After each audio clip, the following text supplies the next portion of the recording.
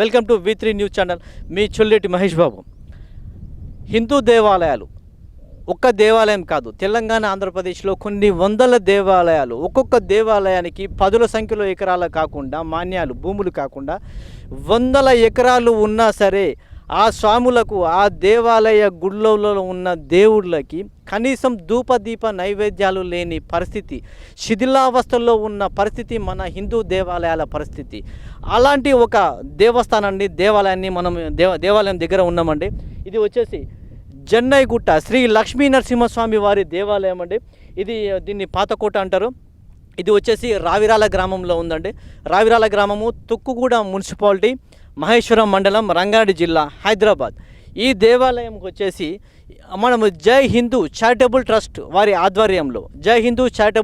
ఆధ్వర్యంలో తెలంగాణ, ఆంధ్రప్రదేశ్లో ఎన్నెన్ని దేవాలయాలు ఉన్నాయి, ఒక్కొక్క దేవాలయంకి ఎన్ని భూములు ఉన్నాయి, ఎన్ని భూములు ఆక్రమణకు గురైనాయి, ఈ దేవాదాయ ధర్మాదాయ శాఖ ఉద్యోగులు కానీ, అధికారులు కానీ, ప్రభుత్వాలు కానీ వీటి మీద శీతకన్ను చేసి వీళ్ళ నిర్లక్ష్యం వల్ల, రాహిత్యం వల్ల ఎంతమంది, ఎన్ని దేవాలయాలు పాడుబడ్డ శిథిలాలుగా మారుతున్నాయనే దాని మీద జై హిందూ చారిటబుల్ ట్రస్ట్ వారి ఆధ్వర్యంలో ఒక్కొక్క దేవాలయాన్ని గురించి ఆ గ్రామస్తులను, ఆ జిల్లా వాసులను, తెలంగాణ వాసులను, ఆంధ్రప్రదేశ్ వాసులను, ముఖ్యంగా హిందూ మతస్థులను చైతన్యపరచడానికి, జాగృతపరచడానికి కోసం కొన్ని కార్యక్రమాలు చేస్తున్నాం. అందులో భాగంగానే ఈ శ్రీ లక్ష్మీనరసింహస్వామి వారి దేవాలయం జన్నైగుట్ట రావిరాల విలేజ్లో ఉన్నామండి. రండి, మనం ఈ దేవాలయాన్ని ఇప్పుడు దర్శిద్దాం. రండి, ప్లీజ్ కమ్.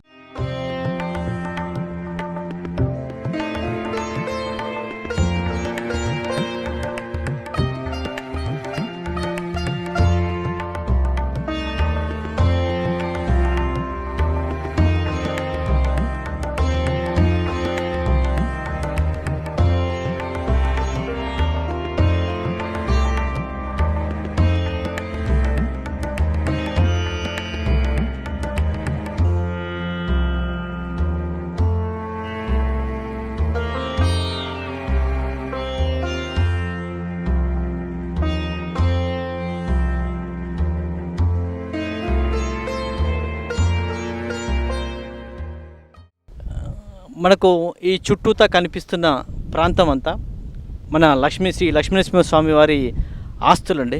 అంటే ఇది దేవుని మాన్యాలు, దేవుని భూములని చెప్పొచ్చు. ఒకటి కాదు, రెండు కాదు, దగ్గర 827 ఎకరాలు స్వామివారి భూములను మొత్తం APIIC ఆంధ్రప్రదేశ్ ఇండస్ట్రియల్ ఇన్ఫ్రాస్ట్రక్చర్ కార్పొరేషన్కి 2004లో ఒకే ఒక సంతకం పెట్టి దీన్ని ధారాదత్తం చేసినారు. ఇది కనిపించే ల్యాండ్ మొత్తం, ఇట్లా చుట్టూతో కనిపించే ఈ కెమికల్ ఇండస్ట్రీ కూడా మొత్తం వీళ్ళదేనండి, స్వామివారిదే. ఈ కనిపిస్తున్న ల్యాండ్ మొత్తం స్వామివారిదే. ఒకటి కాదు, రెండు కాదండి, 827 ఎకరాలు మొత్తం స్వామివారికి భూమి మొత్తం. ఇప్పుడు వచ్చేసి present Telangana state industrial infrastructure corporation ఆధీనంలో ఉంది. లక్ష్మణ్ గారు, ఇప్పుడు స్వామివారి యొక్క ల్యాండ్ మొత్తం ఎక్కడెక్కడ ఉంది చూపిస్తారా ఒకసారి? ల్యాండు ఇక్కడ నుండి ఈ ఇండస్ట్రీలు ఎక్కడైతే కనిపిస్తున్నాయో ఈ ఇండస్ట్రీసు, ఈ వెనకాల కనిపించే ఇండస్ట్రీసు, తర్వాత అటు పోతే అక్కడ ఇంకో కన్స్ట్రక్షన్ జరుగుతుంది ఆ ఇండస్ట్రీ, తర్వాత మనం వచ్చే దారిలో ఇటు సైడ్ రోడ్ పక్కన ఉండే ల్యాండ్, ఇది మొత్తం 827 ఎకరాలు. ఇది 2004లో అప్పటి APIIC అక్వైర్ చేయడం జరిగింది. అప్పుడు అక్వైర్ చేసి అప్పుడు కోర్టులో కేసు నడుస్తుంది ఒక ప్రైవేట్ పార్టీకి, దేవాదాయ శాఖకు. దేవాదాయ శాఖ పేరున హైకోర్టులో కూడా కేసు RDO JCలో, ఆ తర్వాత హైకోర్టులో జరిగింది. 2016లో కేసు క్లోజ్ అయిపోయింది. 2016 లోపు వీళ్ళు అక్వైర్ చేసేటప్పుడు ఎకరాకు 40,000 చొప్పున వీళ్ళు రాష్ట్ర ప్రభుత్వం, అప్పటి ఉమ్మడి ఆంధ్రప్రదేశ్ రాష్ట్ర ప్రభుత్వం ఎకరాకు 40,000 చొప్పున డిపాజిట్ కోర్టులో చేయడం జరిగింది. అయితే ఆ అమౌంట్ ఇప్పటి వరకు కూడా దేవాలయానికి ఒక్క రూపాయి కూడా మేము డ్రా చేయలేదు. ఇప్పుడు ప్రస్తుతం దేవాలయం ఇక్కడ ఉండే భక్తులు, తర్వాత ఇక్కడ ఒక కమిటీ ఉంది, దేవాలయ అభివృద్ధి కమిటీ. ఈ అభివృద్ధి కమిటీ కొంత ఫండింగ్ చేసుకొని భక్తులు ఇక్కడ ఫండింగ్ చేసుకొని ఈ గుడిని నిర్వహిస్తున్నాము. కానీ ఇప్పటివరకు మాత్రం ప్రభుత్వం వైపు నుంచి ఎట్లాంటి దీపదూపానికి కానీ ఏ అభివృద్ధి పనులకు కానీ ఎట్లాంటి డబ్బులు మాకు నిర్వహణకు అందడం లేదు. కానీ 827 ఎకరాల భూమి మాత్రం ప్రభుత్వం తీసుకొని వేరే వేరే కంపెనీలకు వాళ్ళు అలర్ట్ చేయడం జరిగింది. 2 ఎకరాలు, 5 ఎకరాలు, 10 ఎకరాలు అట్లా వాళ్ళు ఈ దేవుని గుడి భూమిని ఈ విధంగా తీసుకొని వ్యాపారం చేసుకుంటారు. కానీ ఈ ఇండస్ట్రియలిస్టులు కానీ ప్రభుత్వం కానీ ఇటువైపు కన్నెత్తి కూడా ఈ దేవాలయాన్ని చూడడం లేదు. కేవలం ఆర్కియాలజీ డిపార్ట్మెంట్ మాత్రం ఒక 50 లక్షల డబ్బులు దీన్ని కేటాయించి కొద్దిగా దీన్ని పునరుద్ధరణ చేయడం జరిగింది 3 సంవత్సరాల క్రితం.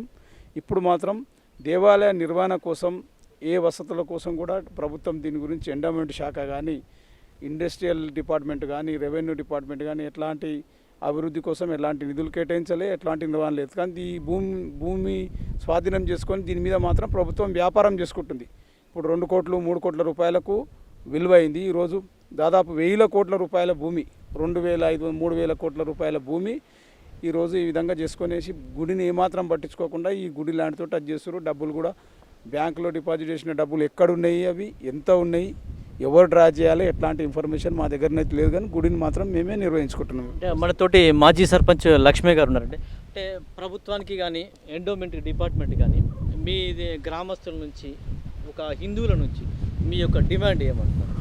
మేము ఇంతకుముందు ఇప్పుడు మా లక్ష్మణ చెప్పినట్టుగా మేము చాలాసార్లు కూడా వీరికి గవర్నమెంట్ని కూడా కలవడం జరిగింది. అదేవిధంగా ఎండోమెంట్ కమిషనర్ కూడా కలిసి కనీసం ఇక్కడ ఇంత పెద్ద దేవాలయం ఉంది, ధూపదీప నైవేద్యాన్ని కూడా పెట్టడం లేదు. మరి కనీసము ధూపదీప నైవేద్యము ఒక పంతులన్నా అరేంజ్ చేస్తే బాగుంటుంది. మేము చేస్తే కొంచెం భక్తులకు సౌకర్యంగా ఉంటుంది, ఆ గుడి కూడా నీట్గా ఉంటుందని మేము కలవడం జరిగింది. వాళ్ళు ఏమంటారంటే ఒక 5 ఎకరాల లోపలున్న గుళ్ళకైతేనే మేము ధూపదీప నైవేద్యం పెడతాము, 100 ఎకరాలు మీ గుడి పేరు మీద ఉన్నది కాబట్టి మేము ₹1 కూడా ఇవ్వలేమని వాళ్ళు నిక్కచ్చిగా చెప్పడం జరిగింది.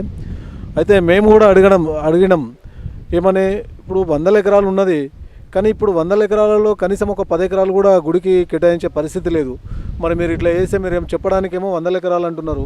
ఆ డబ్బులు కూడా 3 కోట్ల సుమారుగా 3 కోట్ల పైచిలకు డబ్బులు కోట్ల డిపాజిట్ చేయడం జరిగింది.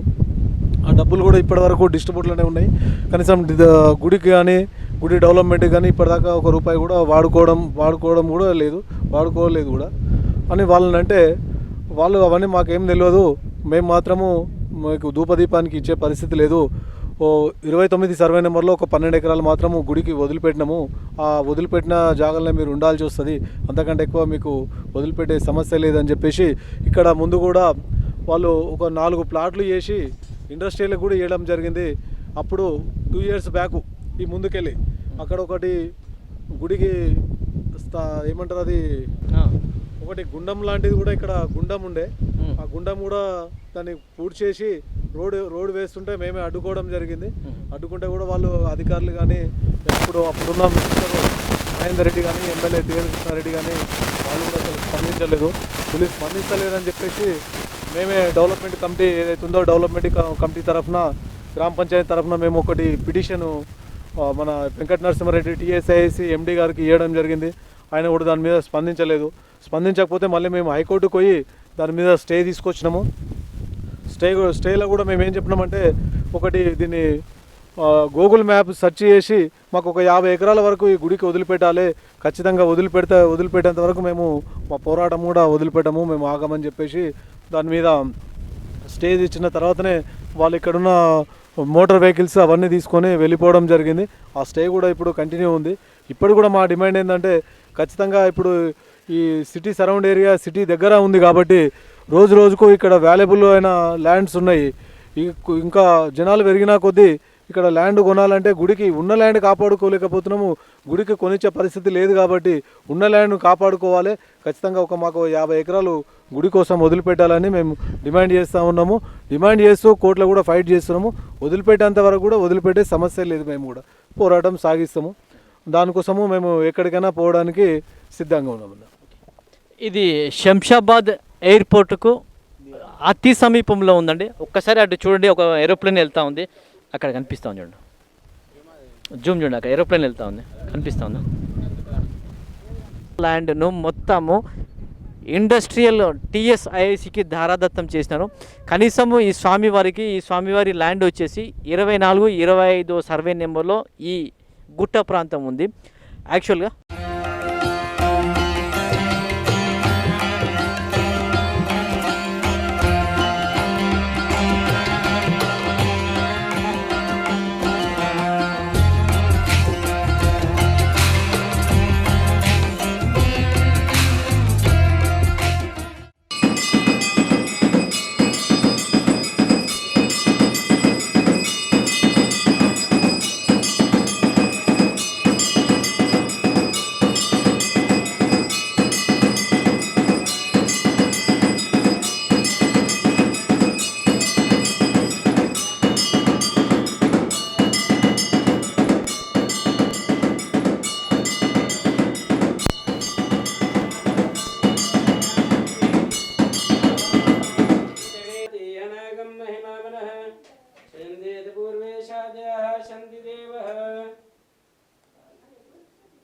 మనము శ్రీ లక్ష్మీనరసింహస్వామి వారి ఆలయము రావిరాల విలేజ్ జన్నైగుట్ట దేవస్థానంలో ఉన్నామండి.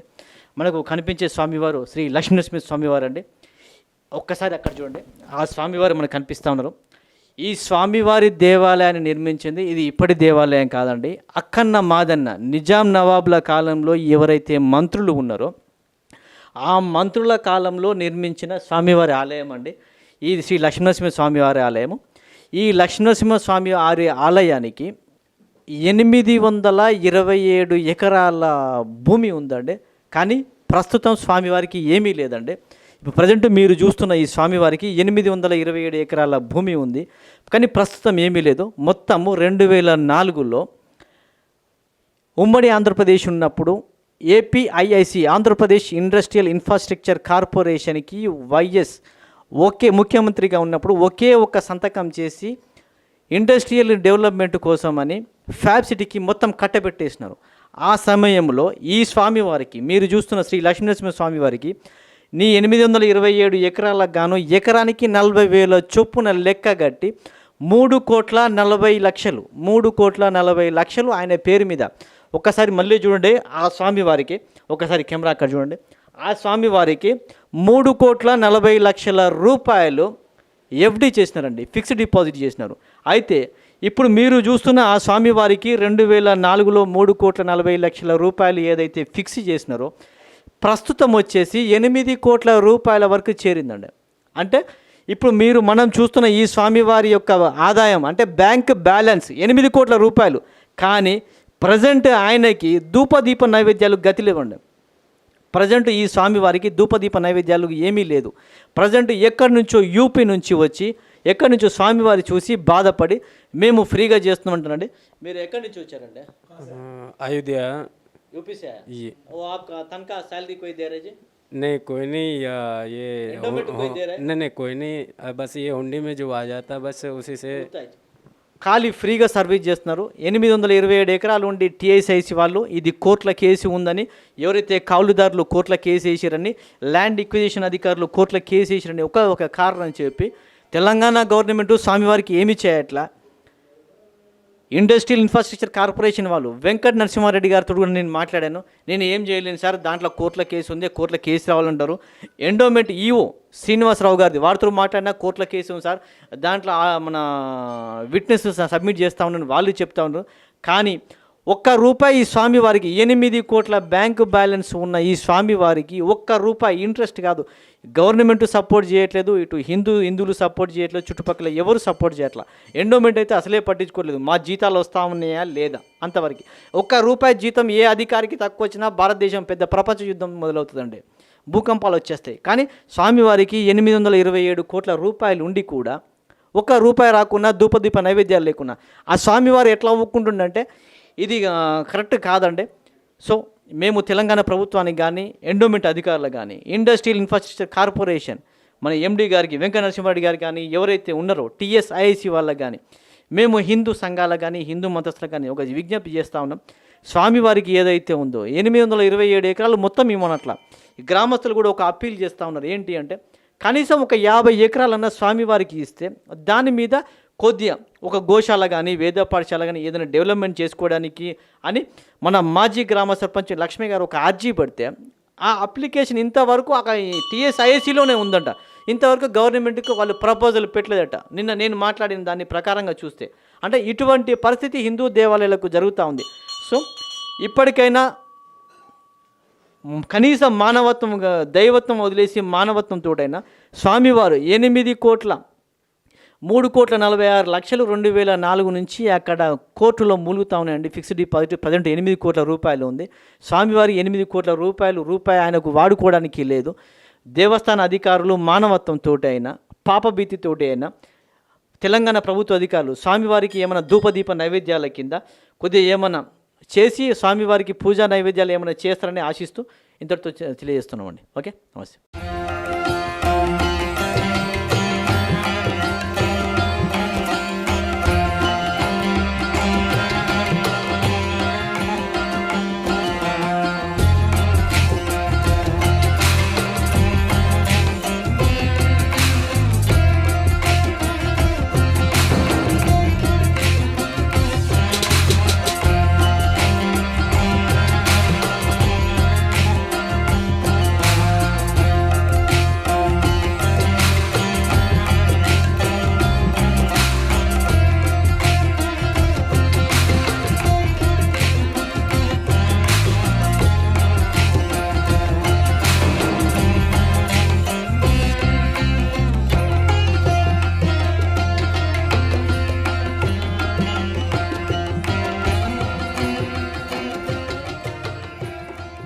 మీరు చూస్తున్నది ఈ దేవాలయానికి తూర్పు భాగం. అంటే ఇదివరకు కొన్ని వందల సంవత్సరాల నుంచి కూడా ఈ తూర్పు భాగం నుంచి ఆ మెట్ల ప్రాంతం నుంచి ఈ లోపలికి వచ్చేది.